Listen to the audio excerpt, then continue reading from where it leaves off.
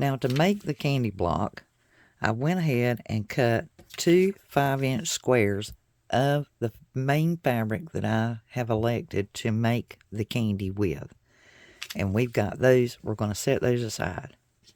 The next thing we're going to need is 2 2.5-inch squares.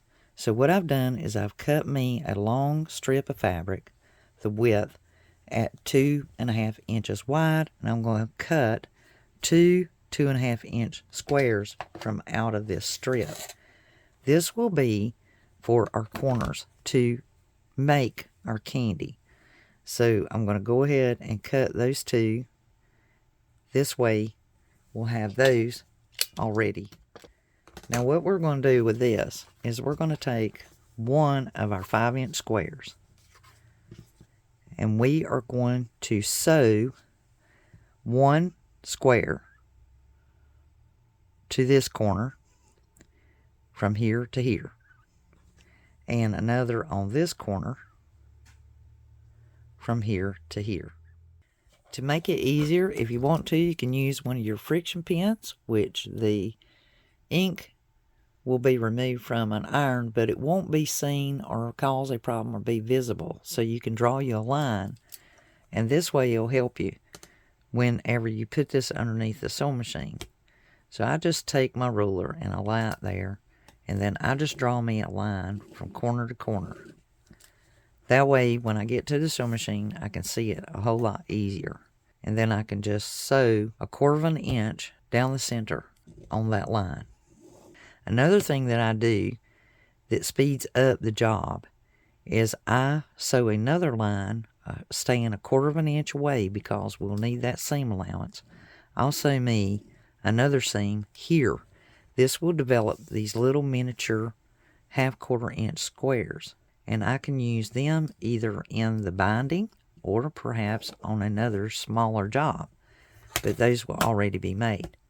And then that way all I have to do is sew directly on that line when I get to the sewing machine. I'll sew right down on the line. This will give me my seam allowance, and I can sew on that line as well.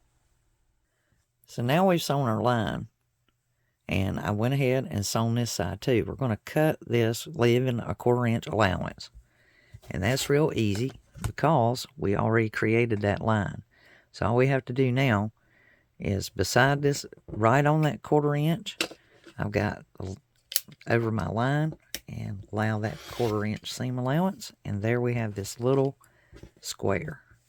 So we have a mini 1/2 triangle, and then we'll do the same over here, still allowing that 1/4 inch seam line. So let's go to the iron, and we're going to iron and press these back. So now we have the body of our candy made. The next step is we need to cut a 5-inch square of our background fabric, and we need another 5-inch square of our main fabric. And what we're going to do, we're going to lay these right sides together. We're going to go to the sewing machine. And to make this really quick, because we need our end wrappers for our candy. And this is how we're going to make our end wrappers. We're going to sew all the way around this. Sew them both together all the way around. Alright, we've sewn all the way around our block. The next thing we want to do is we want to cut this square in 2 different directions. The first cut we're going to make is diagonal from corner to corner. Then we're going to do the same here. We're going to cut it this direction from corner to corner. Just line up your ruler from corner to corner.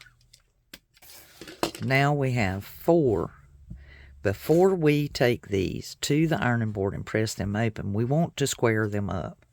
Now there's 2 ways you can square these up. If you have a ruler that perhaps does the easy flying geese, you can see there is a line here at the 2.5 inch mark. Let me give you some more line coverage there so you can read it. That 2.5 inch line mark. If I lay this underneath this ruler, you can very easily see that it even allows for the seam allowance, and that one looks pretty good. So it's right on that 2.5 inch line mark. If I moved it up to the 2 inch mark, which is the seam allowance, you can see there's just a little bit of an edge there. But I need this to line up so that the triangle itself is showing 2.5 inch mark. The other way you can do it is if you have the lock block ruler. If you look right here where the 2.5 inch area lines up, you will get the same reading. And if you slide that triangle up, this triangle is perfect. There's nothing wrong with it. It's at the 2.5 inch and the 2.5 inch mark. So that's another way. It might be a slight edge right there on this side. It's so small. But when I put this underneath the flying geese, it lines up perfectly. So there is no need to trim it. There's nothing to trim off. So it's right on that 2.5 inch line mark. So if I put it here and line this up on the 2.5 inch mark, there's nothing extra hanging out over here. Even if I slide it over, it's still perfect. So let's check the others. Just to be sure, I'm going to take my lock block ruler and I'm going to lay it at the 2.5 inch mark and put it corner to corner. And once again, this is going to be underneath the fabric. I'm only concerned with the seam, this where the sewn line. That's the only thing I'm lining that up with is the sew line. Actually, I think you can see it better on this side. And if I put that on that seam line at the 2.5 inch mark and intersecting with this 2.5 inch mark, it is barely anything there. So even if you were squaring it up, unless you just see something that just really looked off, that's such a small amount that it's not even a bother. So there's the smallest, tiniest amount. We'll check this one as well with the lock block ruler. And we're doing this before we iron it open. We don't want to iron it open just yet. And we want to make sure that the seam is squared up to the seam that's underneath. We have just a little bit here on this side. And there might be a small amount on that side. Just hair line. So not even enough to really bother with. There we go. Now we can press these open. So now we have all four pressed open. So this is what we're looking for. We need this square to be at 3 inches. And they are perfectly at 3 inches. You do have these little ends. If you wanted to clip those off, you can. They are no big deal. But the idea here is we want this square to be, if you've squared it off, it's going to be 3 inches. So here you go. Here's our 3 inch mark. Here's our 3 inch mark. That's a 3 inch square. And we already know that this one is the same. 3 and 3. So 3 inch square is what it's going to be when you've squared them off. If you really wanted to get rid of these little dog ears, you can. It's not required, not necessary. They're not a problem at all. We now have our body made. That is 5 inches square. And we have our 2 1/2 square triangles. These are our ends. So when we put this together, this will be our wrappers. So we need strips on each side of our 5 inch square. We already know it's 5 inches. The width, because we need to allow for the seam allowance, from here to this distance, we need a 1/2 inch. We already know it's 3 inches wide, our blocks. So we need to cut this strip 3.5 inches by 5 inches long. So I have my fabric here, and I'm just going to cut 2 strips off of this. I know that they are longer than 5 inches, and that's okay. I just need them to be 3.5 inches. So we got 1, 2, 3, 1.5. Now I can cut this down to 5 inches long. So my ruler is 4 inches wide. This is my favorite one. It is a 14-inch long by 4 inches wide. So it's 14 inches long by 4 inches wide. This is my Omni Grip. I love it. This is my favorite ruler. Is my default ruler. So I already know I have 4 inches here, and I need it to be 5 inches long. So what I'll do now is go to the sewing machine, and on each side of this block, I am going to sew this to this side and this one to this side. I now have those sewn on, so now I need to press these open. So now we have those pressed open. Now we need to create our fabric lengths for the width of our block. And that's real easy to measure too. We know that we need our 1/2 inch seam allowance. And now we know that the length of this are 5 plus our 3. And we're going to have that 1/2 inch. So you can lay it out on your mat, or you can just simply measure it against your ruler.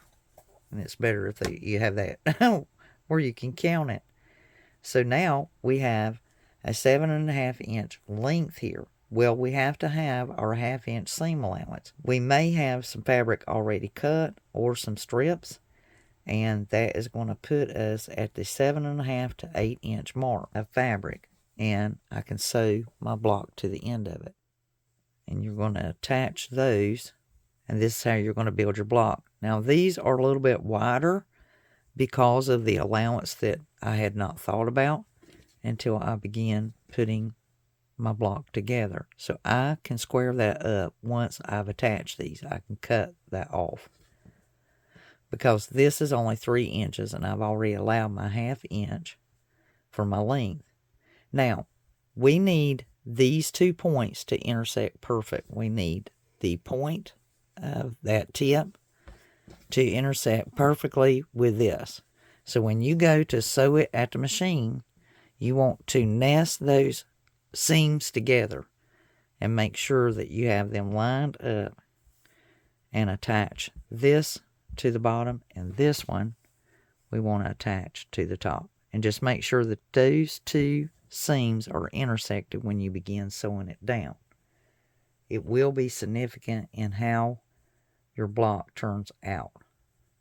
So if you want to put you a pin there just to keep it from shifting, you can.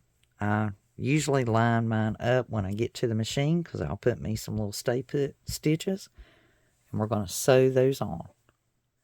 So we now have these together. So let's press these open and see how well we did. Now that is looking awesome. So let's square up our block. A lot of times I will line mine up on my mat. It makes it just as easy. And my main concern is my 1/4 square and centering this, making sure it intersections with my lines. The same here. You can check that and see that it's centering at that 1/4 inch mark, and that seems to be intersecting just perfectly. And this is off just a hair, but not enough to hurt. And that may end up being the case with you. Just going to go right up beside and make sure all that is even. And I'm going to do the same on this side. And I will turn it. And now I know that all that looks pretty good. So now once again, I want to make sure that anything that looks out of shape comes off. And that is not but a shave there.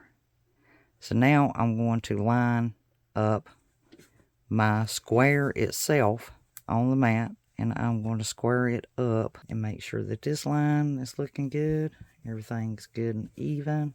And then anything beyond the edge can be trimmed. And it is just a touch. Just the smallest amount right there. And then I will turn this one so it's just easier, because I'm right-handed when I am filming. If I were not doing it on camera, I could do the left side, because then I wouldn't have the tripod in the way. And so once again, I'm squaring up my corners. I'm just looking to see where everything is hitting. And anything beyond that side is what I'm going to cut it by. I'm cutting it by the edge of my square down here of my block. And taking off anything over that mark. Now, that's just beautiful. And I will take that edge off because I'm squaring this block to 9.5. Be sure to subscribe for this winter quilt, the Holiday DIYer Quilt-Along series. If you have Skillshare, you can find the entire lesson there step by step as this one is laid out. Be sure to join us. Like the video, that lets me and YouTube know you enjoyed it. And this is Elizabeth. Until the next quilt block, I'll be quilting y'all.